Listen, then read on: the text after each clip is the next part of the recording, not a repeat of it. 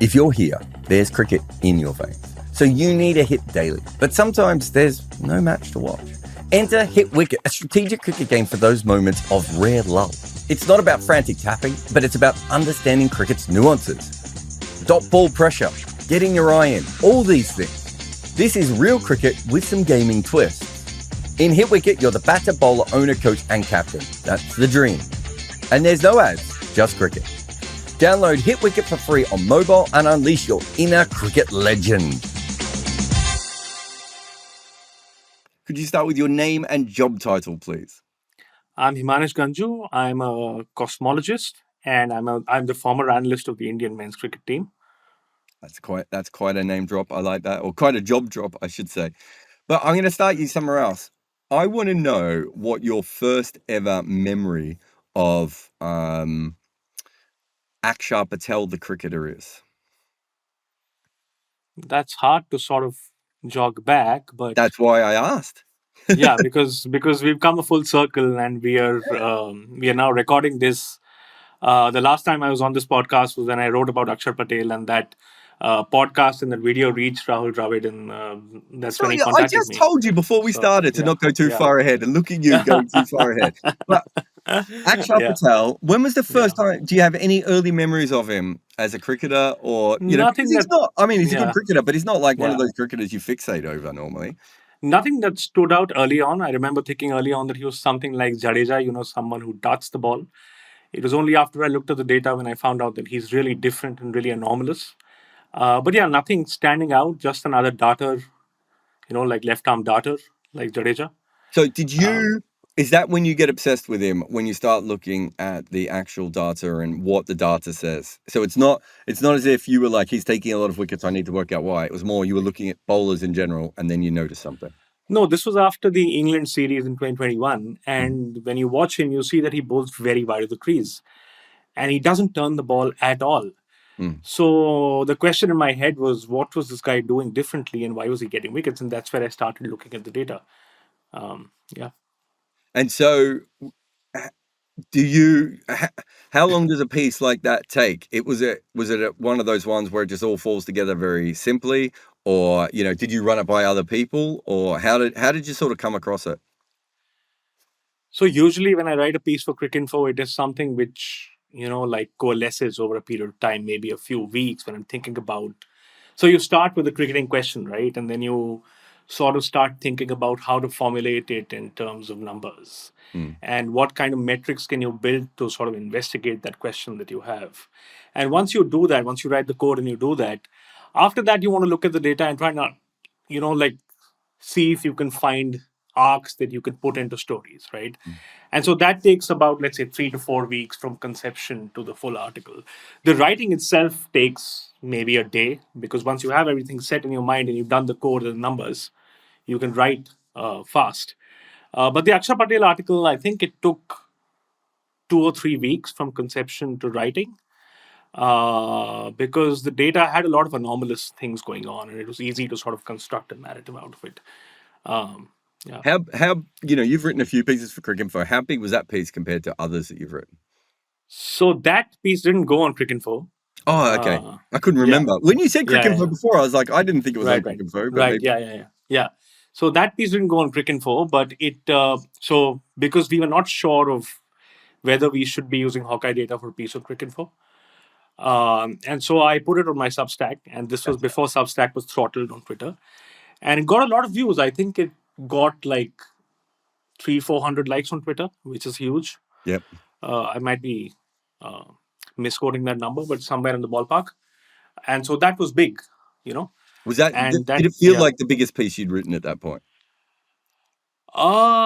In terms of numbers, maybe yes. Yeah. Because I think I'm most proud of 2 pieces I've written. One is the first piece I wrote for Cricinfo, which was on the inbox. It's not on the main features page.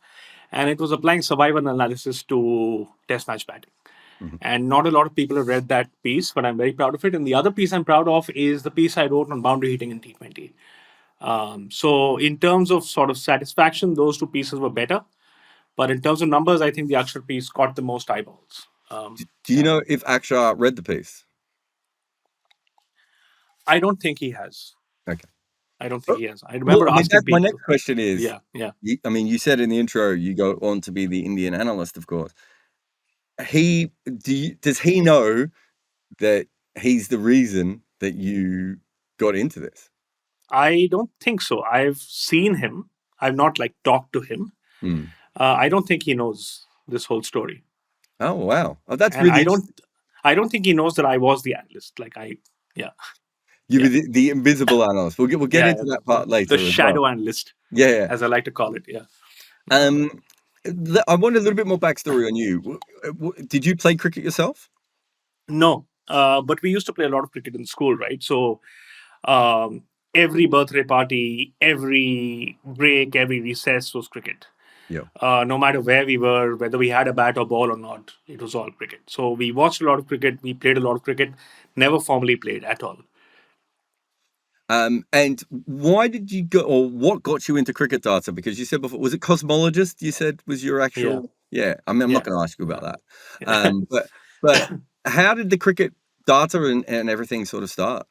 I remember I was kind of jobless in 2015, and I was doing nothing with my life. I was waiting to apply to grad school, and I had a few questions about basic stuff like how have batting averages changed over time in Test cricket, Mm. things like these, right? And I didn't have the data for it. So what I did was I found a couple of databases on Reddit, but the guy who was maintaining them no longer maintained them at that time. So I decided to learn them on my own, and that's where I learned Python and I learned how to gather a database from various sources and got to work on those. So yeah. And when you're starting out, like I can't even remember the first time that kind of came across you, but you must have been posting on places like Reddit and on It was Twitter and on Reddit, everything. and I remember that you told me to keep writing or something like that. Like, yeah, Did I? you were very kind and very nice to me. Yeah, I this didn't was know back in this. So 2016, I think 2016, Oh, tell 17. me Yeah, about it. Did you yeah, contact me yeah. or did I come across one of your things? Uh, I think it was one of those AMAs when I asked you a question, and I guess you might have seen a couple of my posts. Oh, okay. And then we got in touch, and I think over DMs I talked to you. I don't remember exactly, but yeah, it was something Wow. like that. Yeah, yeah, yeah, I don't yeah, remember that at all. I kind of just remember you like occasionally a piece coming up and because around that same period there was you, there was Joe Harris, obviously Dan Hmm. Weston, I would put him in there. Yeah, Freddie starts doing more stuff and then obviously the other yeah, Crickfest guys occasionally. yeah. And there's a few others as well that some There haven't was gone on. Jonas as well. Oh, Jonas, of course. So Yeah, Jonas is 2018 because he yeah, contacted me after something I'd done with Trent Woodhill, and he contacted both of us. I remember that really clearly. And it was really something that I was interested in, but it wasn't something that, like, I didn't even know at Crick Info at that stage I could have had access to the ball by ball data. Like, right. could you imagine? I'd been working with them since 2011 and didn't know that there was Right. like a ball by ball database that I could have been Yeah, using that whole time. And it yeah. really isn't until 2017, 2018. And in fact, I think Zoltzman was the first one who told me about it. Oh, really? And I Really? was Oh, like, wait yeah. a minute, I'm working for these people. You just do the odd article. How do you know about this? And he sort of, I think he also a bit like what you and I do and what Kartikeya and everything. We all kind of share this sort of stuff as well, because a lot of it is you come up with an idea, but you kind of want to make sure that someone else has seen it and then can help you out with it. And, or Right, I wouldn't say we peer review stuff between right, each other, but sometimes, we will bounce ideas off each other, right? right. Yeah, And, yeah, Wigmore is one of the best people in the business at this. Wigmore right. will send me a message just going, I've got this theory. This is what it is. What do you think? And, you get Yeah, back to him and you and I have done it with each other as well. And, yeah. there's a real community of it, but yeah, it's very clear early on. And I always felt that, like, I love Kartikeya, obviously, but Kartikeya is so dogmatic with his views. And Jonas was quite dogmatic as well. And, Right. and Joe Harris was the ultimate data guy, and Dan Weston had his theories. I always felt like you were kind of the person who went where the numbers led more than everyone else, whereas a lot of other people came with either very strong data perceptions or very strong cricket perceptions. So is that a choice, or is that just the sort of person you are, or how did you sort of come about doing that sort of stuff? Well, I hadn't thought about it this way, but the way I think about like doing research or like writing pieces is you have to know the game Mm, and the game guides you to questions. And then you have to let the data show you what the answers are.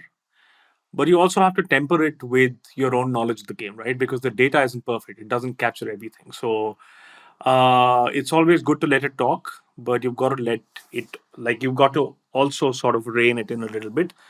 But yeah, I hadn't thought about my own thought process like that. But yeah, I guess that's how the method is, right? You let the data answer the question for you. Yeah. And without getting too much into your job, what is a cosmologist? And how does it help with everything else that you do in cricket? I don't think it helps a lot, except for just having knowledge of math and problem solving and like techniques of math and I guess like stats. Yeah. A cosmologist is someone who studies the history of the universe and the contents of the universe as a whole. Yeah. So what I do right And now not quite as is, important as cricket, but close. yeah, close, I'd say. Yeah, yeah. Yeah. So what I do right now is I'm trying to explore different theories of this thing called dark energy. And we don't know much about it, so we're trying to find more about it. So yeah, basically I write code, but it's code that tries to mimic the physics of dark energy on computers and supercomputers. So yeah. Dark energy, if you crack that, obviously, then you can understand leg spin Yep. better as well. Yes. Okay, so we've talked about the Axar piece and how it came about. Yeah. So I obviously stumbled across it on your Substack, and then from there, Wait, oh, sorry. let me correct you here because Oh, I sent that piece to you on a DM on a did whim you? that Well, I thought you would like to see it. don't do that, because now everyone's going to DM me expecting to become an analyst. You can cut that out. Yeah, we can't be telling people that I ever read my DMs. Okay, you sent it to me. Yeah. Okay, I don't remember that. Yeah. I just remember reading it, and we just mentioned a bunch of other people that I think have done really, really important work within cricket in very different ways, and we're not even talking about people like Tunga from that worked with the Australian team, or Nathan Lehman, or Prasanna or anything, but just from people from outside. There's lots of people. That was the first time where I kind of felt like we were explaining something within cricket of how someone was actually taking wickets. And it might sound really stupid, but if you go through the history of our game, we've never really come to that sort of. So, you get someone who'll say, oh, Colin Croft bowled wide on the wicket. And because he bowled wide on the wicket, it felt like the ball was always coming at you. And you and I, as cricket fans, can understand that. But there's a big difference between that and decoding how Colin Croft specifically got his wickets from that situation. And I think even when we don't always have the Hawkeye data now, I think I look at these things a lot more. And it wasn't just your work as well. I follow a couple of basketball scouts, Sam Fassini and John Hollinger, and I remember having a chat with Sam Fassini about one of the basketballers, and he was explaining to me, I think it was an Australian basketballer, Thom Maker, I think it was, and he was explaining to me how this guy was 7 foot tall and he could shoot, so everyone was like, he has to go in the NBA. But what Sam was saying is he had no, I think it was hip flexibility. So he doesn't have the ability to go sideways. And in basketball, if you can't go sideways, right, you're a very limited player because you can't defend anyone because they can go around you. And he was going through all the different things, and I was like, and I had sort of got into that a little bit as well, like looking at bowling, like trying to deconstruct Saqib Mahmood. Who's the other one? Matthew Potts. There's a few England bowlers that I started to do the same, just exploring it myself. And then the Axar piece sort of comes off that, and I was obviously very fascinated with Axar Patel. And then and that's when you start to put it together. So I feel like it's a really seminal piece in understanding cricket. Like, it's not going to be remembered that way because that's not how cricket media does things. And I'm sure there'll be a Mark Nicholas piece or a Harsha Bhogle piece that people will talk about more. But I think it's a seminal piece in that I think it changes the way that we think about how someone gets wickets. And and it's something that for me personally, I think it has changed my work a little bit, from trying to work out what the anomalies are to actually then trying to work out why the anomaly exists, right?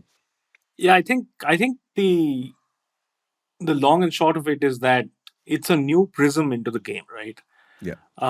And often Hawkeye data only confirms what the obvious cliches are. But it's very satisfying to see a rigorous sort of data backed, window into it. That I know, like a good length is a good length, right? But what exactly is a good length? Like a good length is 6 to 8 meters from the stumps. Why is it a good length, and so on? So For the first time, we have public data access, which can really throw light on the game like that, which we haven't had before. We've had cliches, we've had vibes, but we've not had data that really shows where the ball goes. And, that's new. And I think my piece was the first public piece using that data. Yeah, no, I Yeah. think it was the first public piece that kind of. It also, I'm sure other people had written little things before, but it was the first one that decoded someone to a point at which afterwards you understood why Axar Patel took wickets. Yeah. And so I'm sure other people had used the Hawkeye data before, and obviously CricViz had as well.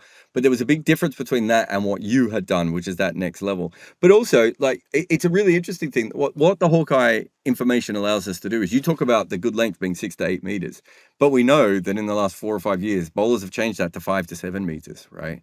And we can look at that. We can look at a game, and I remember me and Mark Nicholas being on Talksport together at one stage, and I said, bowlers are bowling fuller now. And he was like, yeah, I feel that too. And I went, yeah, well, it's not that just we feel it. We can tell it.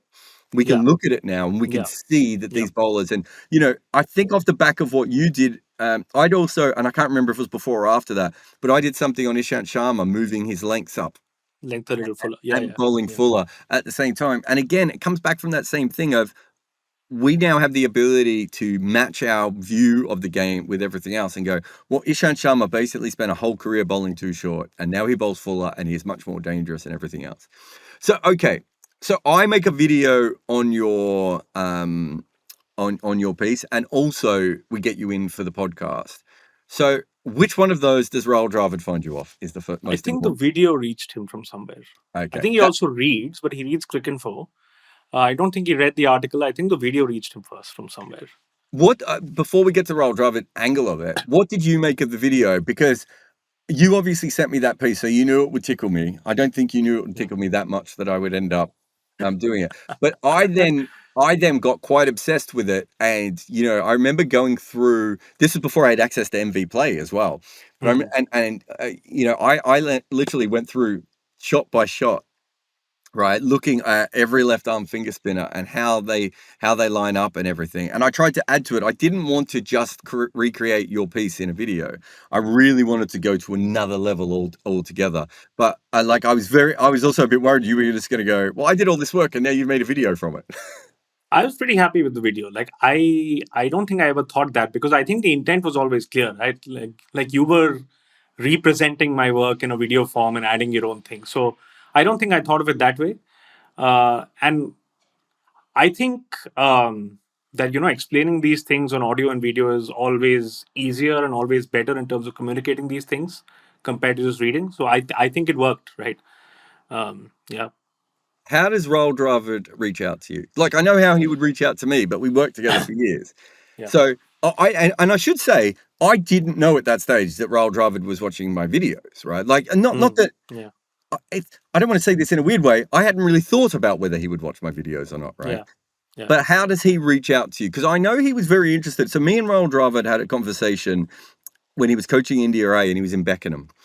And he was sort of saying to me, Jared, I'm having this trouble. Like, I'm coaching India A in the under-19 side and everything. He said, but every time I talk to an analyst, they're all just specialists in T20 cricket. And, and I was sort of trying to help him to find, people that might be able to do other stuff and everything else. But it was quite clearly something on his mind that he was looking for someone like you before that. But how specifically does he reach out? And did you think it was real, or did you think it was, did you think it was a friend pranking you? I thought it was a prank. I got an email and it was exceptionally polite, as he is. And this was in the morning, and I checked my phone and I let out a volley of abuse first because I can't believe it. And then I think it's a prank. And so he says he got my contact from Cricinfo. So then I contact Rajesh at Cricinfo and I confirm with him. And he'd indeed got my contact from there. And then we set up a Zoom call, I think, 2 days later. And then we talked about it. And the initial sort of tenor of the conversation was that I'm interested in what you do. He didn't know whether I was employed with the team or not.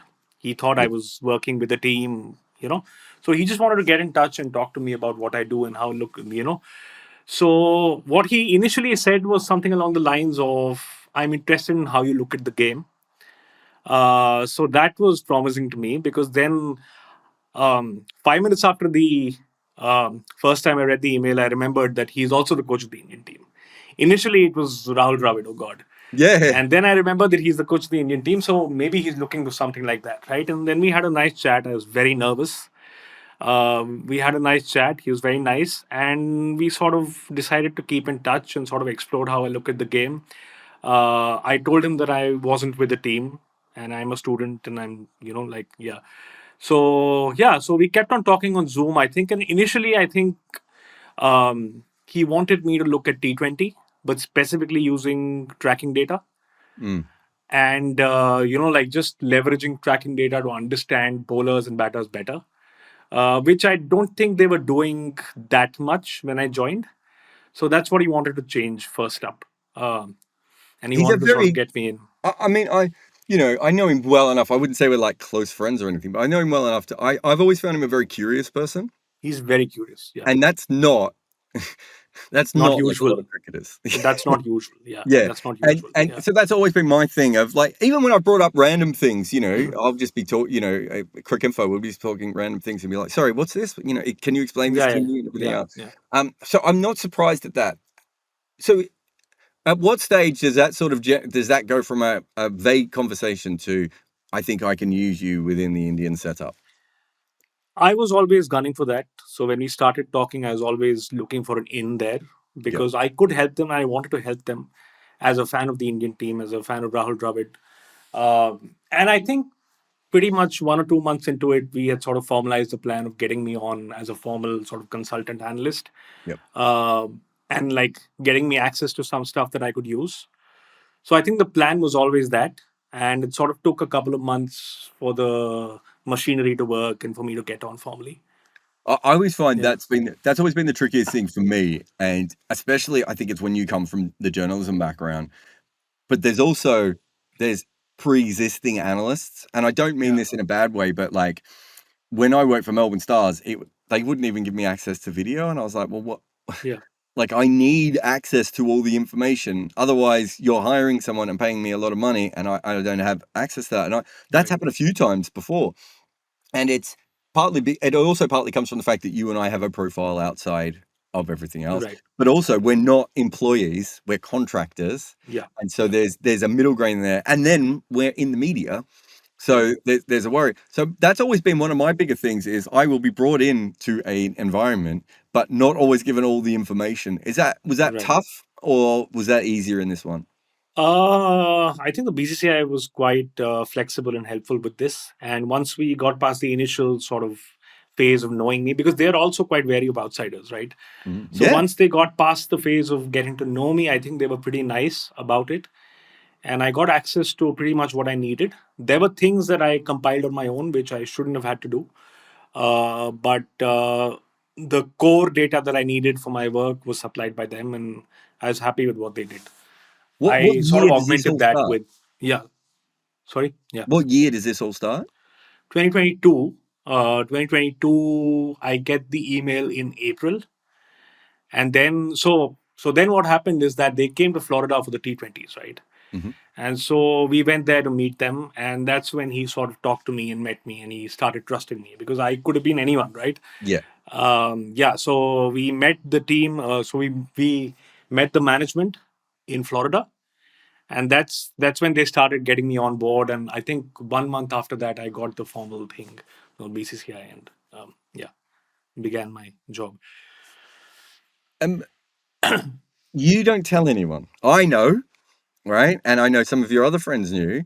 And is that they don't want you to say, Raul doesn't want you to say, that you don't want to say? Why is it not made public? Because we all know who Nathan Lehman is and Freddie Wild is and Yeah, everything else. it was a combination of things. I think the profile of the job is very high risk and high Mhm. visibility, and it's always good to cut out the noise. Yeah. And so that I think was the primary consideration behind not letting anyone know, because it's a But highly sensitive job. you were involved in that. You were happy with that. That Right. wasn't something that Yeah. was done against your will. No. So we were all on board with that because I have a public personality, right? Like I'm semi-public on Twitter. So if people knew, that would lead to noise, that would lead Yeah. to information coming in or possibly going out, or like people asking me things, people pestering me for things, and we didn't want that, right? So it was always in the best interest of the team and the management and myself to keep it secret.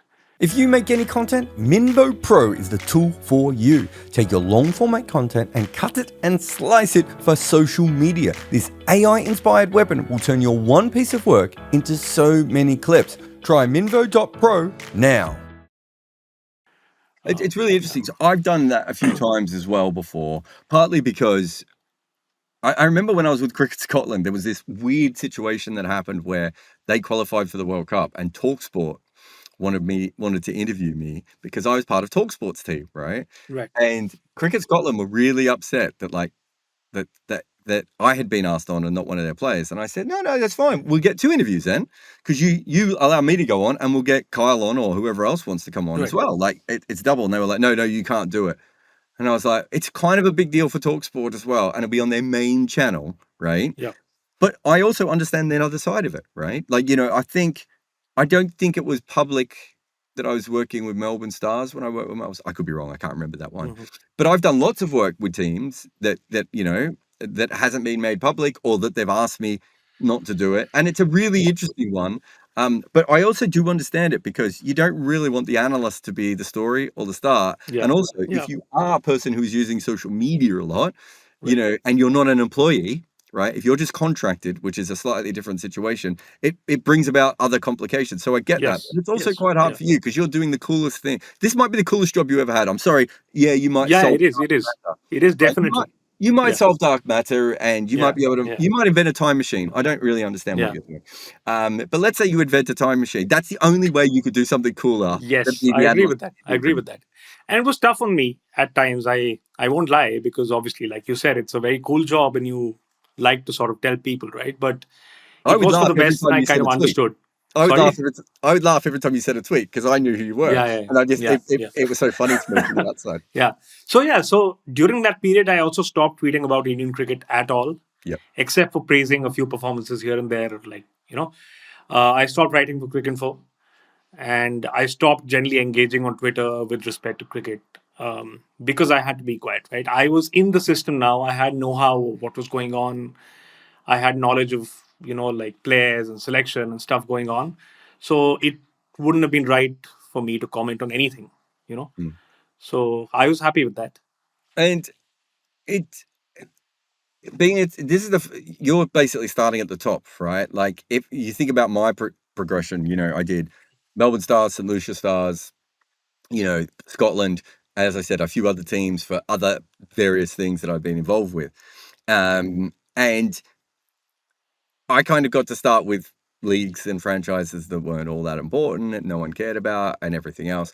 It must have been quite full on to suddenly realize that you're playing with a team which is 1 billion people give a shit about. It's a highly scary place to be in, because although you're not playing, right, you're not the captain, you're not a player, you're not the coach, right, and you're in the background, but you're still responsible for a team that is being watched by millions of people, and their actions are scrutinized every single day. And it's a high profile team, right? So it is scary. And I was quite nervous in the beginning, because I didn't know what exactly my role was, and I was starting. But yeah, I think the team management was quite welcoming, quite open with it, and sort of that sort of eased the transition for me. And I never felt like we were doing something too big, right? It was all like pretty normal and chill. And you talked before about being the shadow analyst. That's the other interesting thing. We know who Prasanna is, and we know who Nathan Lehman is, and Freddie Wild and these sorts of people. And not that we know every team analyst, but I was watching West Indies England the other day, and someone asked me who was sitting next to Trescothick, and I was like, oh, that's Freddie Wild. Like, they're right there in front of the camera. You weren't in the dugout, and you didn't travel with the team, and you just said you didn't even talk to your man Axar Patel, who you owe. I didn't talk to any players except for Rohit and Ashwin. Well, you owe Axar Patel a dinner, so I think actually that's on he you. He owes me a dinner. Well, you owe each other a dinner, maybe. Why were you kept away from the playing group so much? So, you know this better than I do. the way you communicate information to players versus someone who's a researcher and versus someone who's a researcher who talks about cricket in terms of math and numbers is very different. And that sort of transition takes time and takes experience and takes trust. Yeah. Now, to bring someone in from the outside of the system and to prop them into the team like that, and telling people that he is this guy who does tracking numbers and he'll build some metrics and he'll tell you your impact and so on, is not a very wise strategy. So I think the wise thing to do was, which we did, was to keep a layer between the players and me, where my ideas and my criticism of the players or my sort of research into the players would go to the coaches, and they would decide what to do with that. And that's the best way to work, I think, because you don't want to muddle the players with numbers or with research or with these things. So I think, I mean, I get that. I mean, I do think sometimes, and it's hard, and it probably wouldn't have come as naturally to you as it would to someone like me who spent 10 or 15 years hanging around with players and coaches.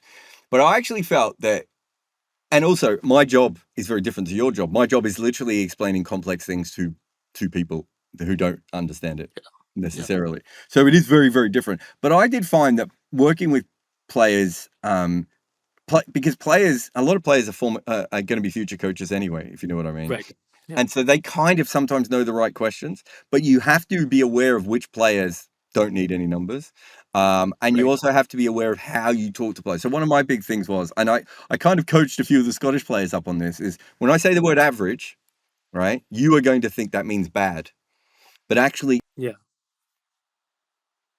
player, because the players who are below average haven't even got into the game.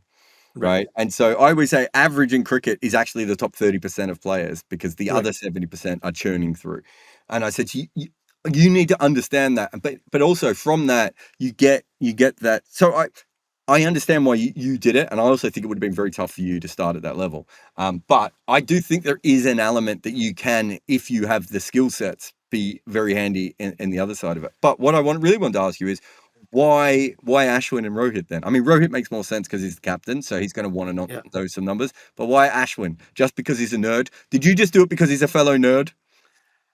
One of the reasons was that, but also because I wrote an article on him and he'd read it. And when I first met Rahul Bhai in Florida, we'd been meeting for 3 or 4 days, and then I told him that, can I just talk to Ashwin? Yeah. And I guess he was comfortable letting Ashwin know that I was doing some data work with the team, right? So we talked for a bit at that point in time, and I know. So after the World Cup final, Ashwin had a live on his YouTube, and he mentioned me, not by name, but he knew about me throughout. Yeah. And he used to be in the meetings sometimes, and he's also talked to me on those. Rohit is obvious because Rohit came to a couple of meetings where I was there, so he knew me well compared to the other players. But those are the only two players who knew about me. At the end, when we were stuck in Barbados at the hotel with the storm, we were at the dinner, and at the end of the dinner, Virat was sitting with us, and my mouth was completely dry because I was nervous. And so at the end of the dinner, Rahul Bhai told him that he's from Delhi and he's working with data, and that's all. So yeah. So That was Virat the Kohli didn't know extent who of. you were until you'd won a World Cup.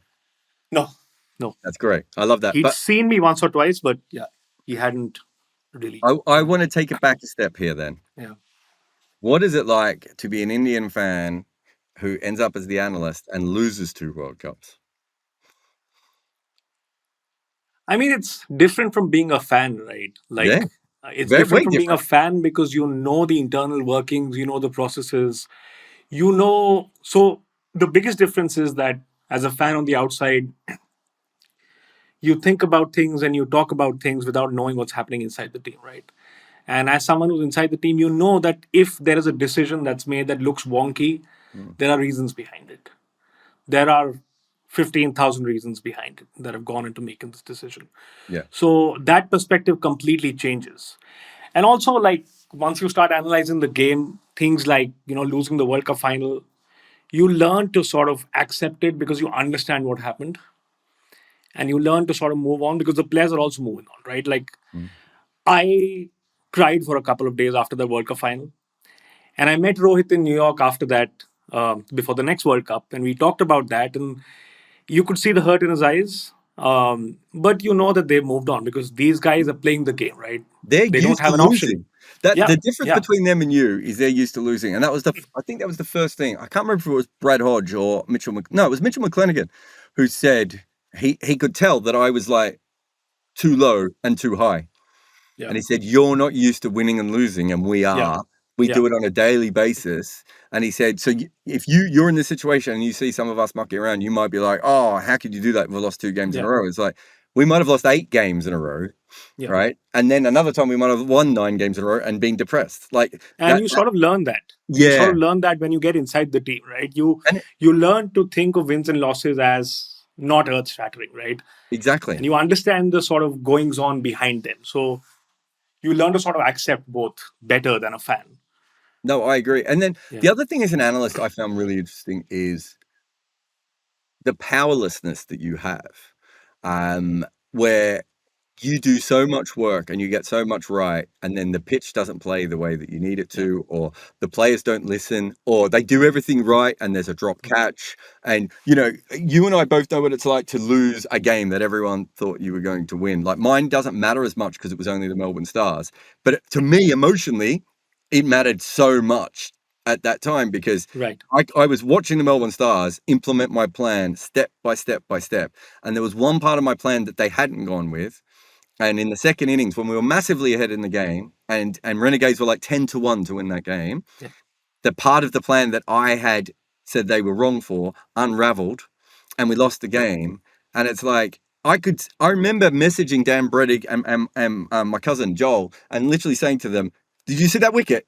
Literally, that's what I told them to do, and it went bang, bang, bang, and we got all the way to. And then the Stars started batting too slow because of the Evan Galbus effect, which Mm. you and I have chatted about before.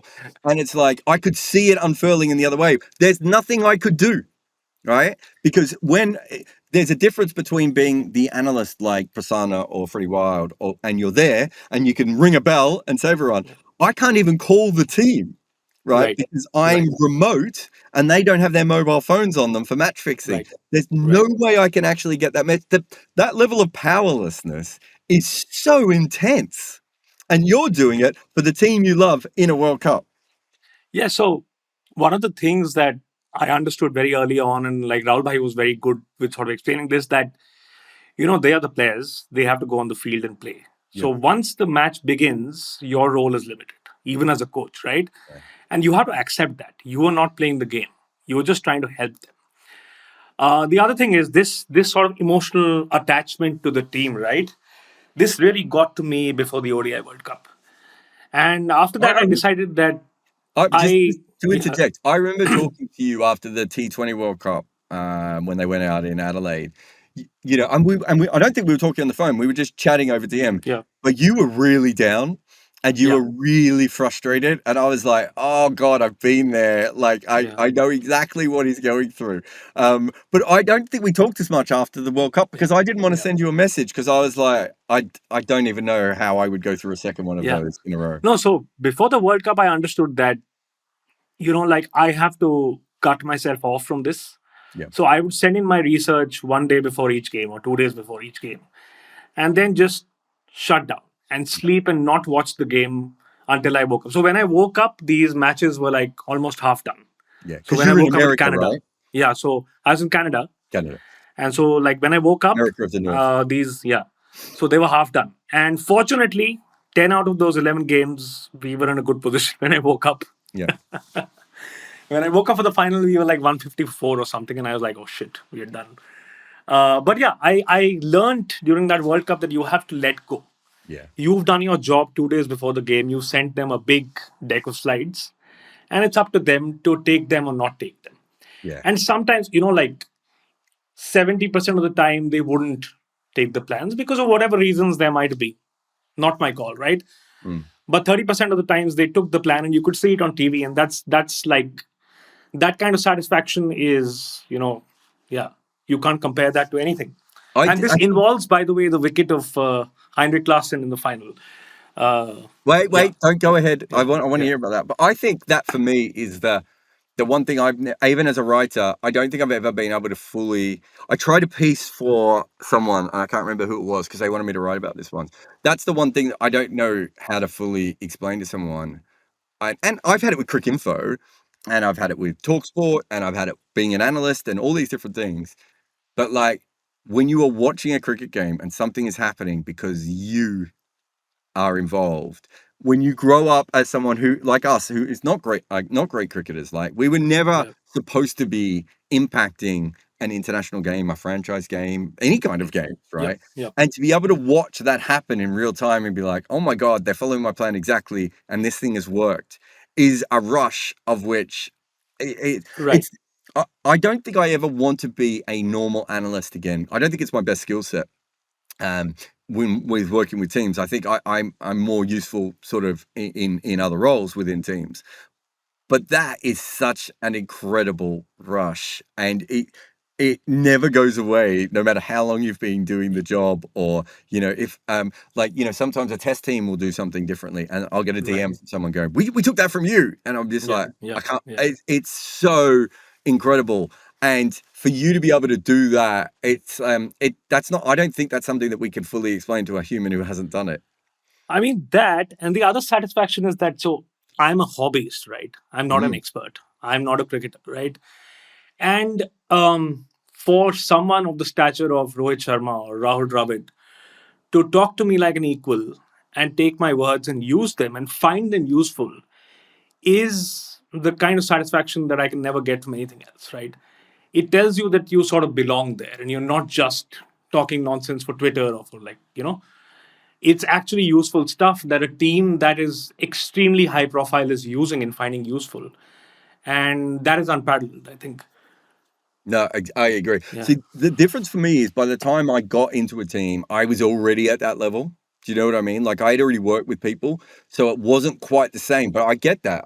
I remember that as a cricket writer. But the first time you're in a conversation with someone you really, I remember having a conversation randomly with Wasim Akram, where it wasn't even a conversation we were having together, but we were both watching something on TV, and I pointed something out, not sort of knowing he was at the next table, and then he added onto it. And next thing you know, we're in this conversation, and I was just like, he has no idea that I bowl absolute filth leg spin and Yeah. can't bat. He's going on this conversation, and we're seeing this thing that and so I completely get that. All right, you've lost 2 World Cups at this Yeah. stage. Don't want to. I don't want to be the person that points out that you've lost more World Cups than you've won, but. Um, what is it like when it finally comes together? And I would say also the team probably played a little bit more like you would want them to play in the last World Cup than perhaps they Yeah. did in some of the others as well. So there's a Yeah. professional pride there. But what is it like being the person who gets? Because that's one thing I can't relate to. Like getting Scotland to a World Cup was a really satisfying thing, but Scotland probably should have made it with or without me, right? And it's not winning a World Cup. You've grown up watching this team. They are your team. They win the World Cup. How do you feel? And let's start with the Heinrich Klaassen wicket, because you're now taking full credit for that, I noticed. Hardik So Pandya had nothing to do with that wicket. no, he had everything to do with that. I had maybe 0.5%, but yeah. So 15 overs into the second innings, my wife and I are sitting in the stands, and we are deflated Yep. um, completely because this is gone, right? And so we discussed this sort of delivery right before that match. So on the evening of that match, we had discussed sort of the possibility of maybe bowling a wide slower ball because he doesn't move his feet too much and so on, right? And so the break happens, and then I think Pant feigns an injury, and then Hardik comes in, and suddenly, that ball is bowled and he gets out. And that sort of, like moves on to the Bumrah over and then the Arshdeep over. And then, so when we win, we are sobbing. I am sobbing for the next 10 minutes. Because it's not just me, right? I am a very small part of this Mm. machine. Um, and the difference is that as someone who's been inside, you know and you've seen how many parts this machine has. Right from the analyst Mm. Hari to Rahul Bhai to Vikram Bhai to Rohit, you know how much it means to everyone. And you know that the project has been on for the past 2.5 years since Rahul Bhai took over. This project of batting like a T20 team, this project of looking at how to hit balls better, right from there to winning the World Cup, which took a bit of luck as well, right? Mm. So all these things have to come together, and you realize that you played a very small part. Maybe you didn't play a very significant part, but you were part of that. And the feeling that you were part of something that's so big and that's so moving in one direction Mm. is again like satisfaction comparable to nothing, right? So as Rahul Bhai told me that day, had Surya's boots been a little bigger, we would not have become a bad team Mm. suddenly, right? But this is how things work. Like things work this way in cricket, and everything had to come together for us to win. And I'm proud that as part of that team management, we sort of made the right moves in order to play the game the right way, and that sort of paid off, right? And yeah, like I think it's a bigger achievement than my PhD, although it's not my achievement. Again, like my Well, contribution was maybe I one would I percent, would right? ask, do you consider yourself a World Cup winner now? No, Because I I think mean, you are. I think that's wrong. I And mean, yeah, I like don't just mean you. I mean the people who do the throwdowns and the team manager and everything. It's these things aren't won individually, like just by the players. The players have to be put in the right position by and it is a machine. It's a machine, it's a right? machine, right? Yeah, And so, like, I'm not saying you should be up on the dais getting a medal. It would have been nice, but yeah, all the assistant coaches and everything else. I feel like that's what you guys all achieve. I'll tell you how I felt. I was sitting there, and I really wanted South Africa to win, just because I just want South Africa to win. I just don't want, right, me. I just want the narrative to move on, right? right, As much as right. anything else. But when you guys won, I was just so happy for you and Rahul Dravid, right? Because two Yeah, people I know how much, and I think you know this, but what, a month before the World Cup, Rahul Dravid spent 2 hours talking to me for my book. When yeah, he did it as a personal favor, right? yeah. And and it was funny. He was so upbeat and so great talking about the book, right? And then at the end, I was like, "Oh, thanks, mate. I'll talk to you soon. Good luck at the World Cup." And he's like, "No, no, no." And he made me go through quite viciously what I thought was wrong, and that Oh, I'd be quite, a yeah, critical of the way yeah, that India had played T20 cricket specifically, and and he told me what some of the reasons why I was wrong and everything. But he looked defeated, right? He just looked tired. And it was because it's like as you said, it's a 2.5 year project, and you all played your parts. And he was coming in going, "This is the one that has to work," because he was obviously looking at leaving that position, and I don't think he right, wanted to leave right. without that one big win. Yeah, So, and there was a lot of pressure on him. I mean, you and I both know the amount of people online that were saying, "How could a guy who was no good at yeah, T20 cricket yeah. be the coach?" and I all that mean, sort of nonsense. so let me, take this moment to make the point that he is perhaps the most radical cricketer I've met in terms of thinking about T20. He was the most forward thinking and most radical. And this narrative that people have online that, he's a test cricketer, how would he understand this format is all bullshit. Because from day one, he had the right idea about the Mm. format. And he understood the game at a level which is very rare. I mean, I had to remind myself that, this is one of the best cricketers of all time that you're talking to. Because sometimes he'd just blow me away, right? And I had to remind myself that, yes, this is Rahul Dravid indeed. And he just understood all the formats that well, right? And he had the right idea from the get go. So yeah, this whole narrative of him not understanding white ball cricket is all nonsense.